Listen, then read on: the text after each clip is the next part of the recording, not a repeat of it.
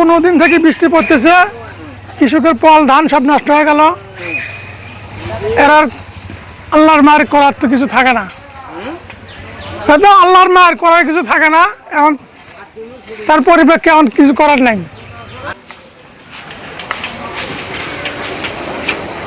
নষ্ট হওয়ার কারণে অনেক গরিব বছর এখন মনে করো যে বিক্রি করা লাগবে, পাওয়া যাবে না। এগুলো আমার ফল শুকাতে পারিনি। এবারকার অবস্থা খুবই খারাপ, ভয়াবহ। আমাদের কৃষকরা ধান ফল কিছু শুকাতে পারে নাই, তার কারণে অনেক ক্ষয়ক্ষতি। আর দ্বিতীয় কথা, আমাদের কালকে ঈদগাহ মাঠ সাজানো গেলে হয়, সেটা সাজাতে পারি নাই,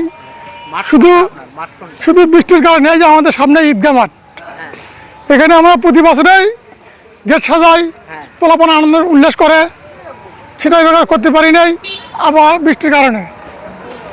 এখন বৃষ্টি তো মানুষের হাত না। কালকে ঈদ, এখন এই অবস্থায় মাঠের নামাজ পড়তে হবে, যদি না হয় তাহলে মসজিদে পড়া লাগবে।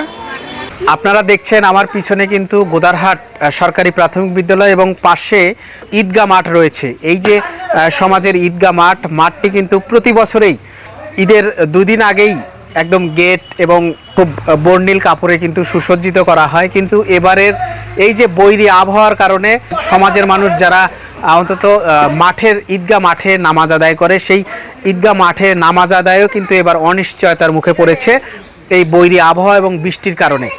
এখন তো একা হয় না, এই যে সকালবেলা না দেখা যায় আমরা ধরিয়ে এলে অতি ফ্যাট অল্পনা ও দৌড়ে অল্পনা নাই দেয়, তখন ধরিয়ে আসে, যে বন্ধ করে এই পিঠাই ধোয়া লাগে এখন। আপনারা দেখছেন আমার পিছনে যে গোদারহাট সমাজের যে ঈদগাহ মাঠটি, সেটি কিন্তু এবারে কোনো ডেকোরেটর বা সামিয়ানা বা রঙিন কাপড় দিয়ে কিন্তু সাজানো হয়নি।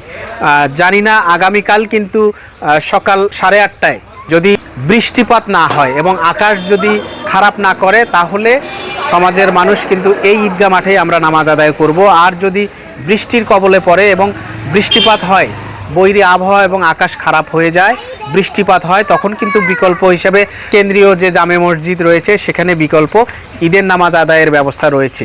তো যেমনটি বলছিলাম যে আসলে এবার একবারে মানে ধারাবাহিকভাবে বেশ কিছুদিন ধরে এই বৃষ্টি, বিশেষ করে রাত্রেবেলা এবং ভোরবেলা, দিনের বেলা, মানে প্রতিদিনে বৃষ্টিপাত রয়েছে। এই যে বৃষ্টি কিন্তু কৃষকদের ভোগান্তি অনেক বাড়িয়ে দিয়েছে। অনেক কৃষকের খড় নষ্ট হয়ে গিয়েছে এবং ধান নিয়ে তারা কিন্তু দুশ্চিন্তার মধ্যে দিনাতিপাত করছে। এরই মধ্যেই কিন্তু এই পবিত্র ঈদুল আজহা দরজায় এসেছে। আগামীকাল এই মাঠেই কিন্তু ঈদুল আজহার নামাজ অনুষ্ঠিত হবে সকাল 8:30টায়।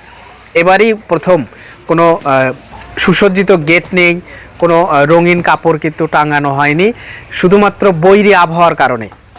আগামীকাল যদি এরকমও আকাশটা থাকে, যদি বৃষ্টি না হয়, তাহলেও সমাজের সবাই মিলে আমরা এই ঈদগাহ মাঠে ঈদের যে নামাজ সেটি আদায় করতে পারবো।